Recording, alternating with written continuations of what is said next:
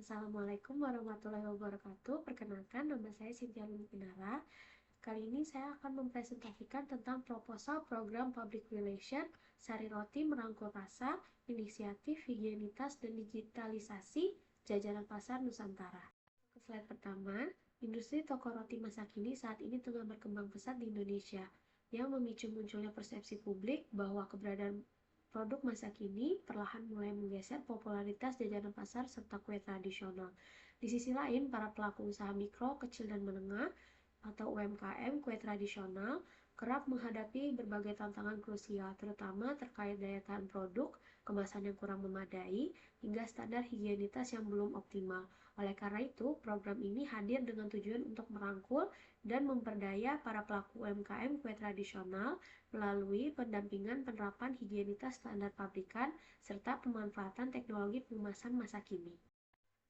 Untuk judul program ini sendiri adalah Sari Roti Merangkul Rasa, Inisiatif Higienitas dan Digitalisasi Jajanan Pasar Nusantara. Untuk komunikator utamanya ada manajer komunikasi korporat PT Nippon Indosari Corporindo. Untuk target audiensnya sendiri, yang pertama ada pelaku usaha mikro, kecil, dan menengah atau UMKM kue tradisional, serta komunitas kuliner lokal. Yang kedua, media massa untuk diangkat dalam berita dengan kategori bisnis, gaya hidup, dan kuliner. Dan poin terakhir ada halayak umum. Pelaksanaan program ini berjalan selama 2 bulan, yaitu September sampai dengan Oktober 2026. Untuk media penyampaiannya, ada Instagram Reels dan TikTok dengan membagikan konten edukasi secara visual. Selain itu, melakukan lokal karya tatap muka dengan para audiens. Hal yang ingin disampaikan dalam program ini adalah industri roti masa kini tidak hadir untuk mengikis kue tradisional, melainkan mendampinginya agar naik level dan lebih banyak diminati. Untuk tagline-nya sendiri adalah bersama merangkul rasa, menjaga warisan kita. Target pencapaiannya, yang pertama ada tujuan. Di dalam tujuan itu ada 3 poin. Poin pertama, mendorong peningkatan tanggapan positif publik serta tingkat kesukaan merek sebanyak 30 hingga 40%. Poin kedua, untuk membangun citra publik bahwa perusahaan seperti Sari Roti merupakan pionir industri roti yang berkomitmen melestarikan tradisi lokal. Yang ketiga, menyediakan program pembinaan standar kebersihan dan higienitas bagi 50 pelaku usaha mikro, kecil, dan menengah atau UMKM.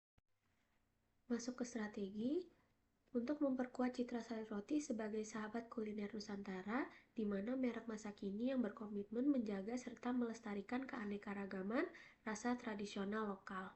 Menganalisis situasi berdasarkan model manajemen strategi Kutlip, Center, dan Broom, proses diawali dengan menjawab pertanyaan panduan yang sederhana, yaitu apa yang sedang terjadi saat ini.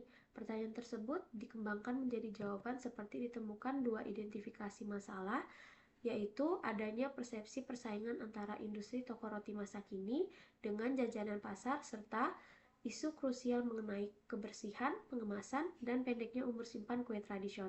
Untuk mengidentifikasi masalah ini secara tepat, maka dilakukan 3 metode pendukung, yaitu social listening dan sentiment analysis di media sosial, audit pemberitaan media massa, serta pelaksanaan focus group discussion secara langsung bersama para pedagang kue tradisional.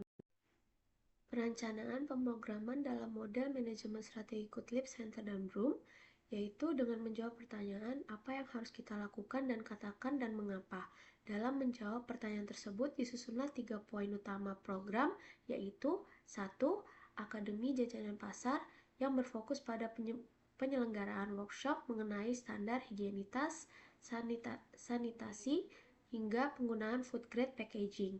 Yang kedua, membangun fasilitas packaging, yaitu pembagian mesin sealer dan kemasan higienis yang dilengkapi logo kolaborasi. Dan poin terakhir ada storytelling digital, yaitu direalisasikan sebagai penayangan serial dokumenter pendek di YouTube untuk mengangkat kisah para pembuat kue tradisional. Pengambilan tindakan komunikasi diambil berdasarkan pertanyaan bagaimana kita melakukannya dan kapan kita akan mengatakannya.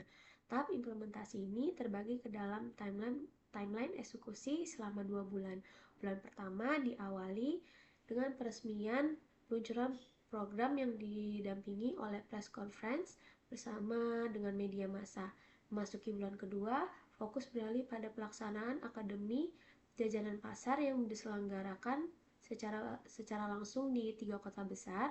Rangkaian program kemudian ditutup pada bulan ketiga melalui penayangan serial YouTube berjudul Kisah Rasa Nusantara yang diselaraskan dengan gelar pemeran kuliner binaan.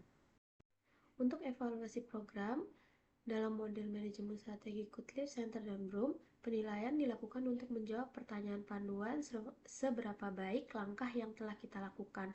Keberhasilan program ini diukur melalui 3 tingkatan indikator, dimulai dari segi output yang menargetkan kelulusan 100 UMKM dari pelatihan serta diraihnya lebih dari 30 publikasi berita di media massa.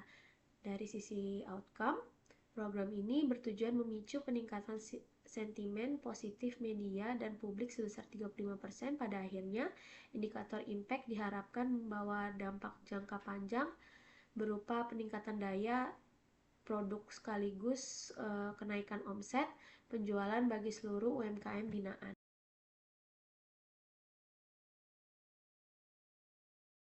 Mungkin itu saja yang bisa saya sampaikan, kurang dan lebihnya mohon dimaafkan. Assalamualaikum warahmatullahi wabarakatuh.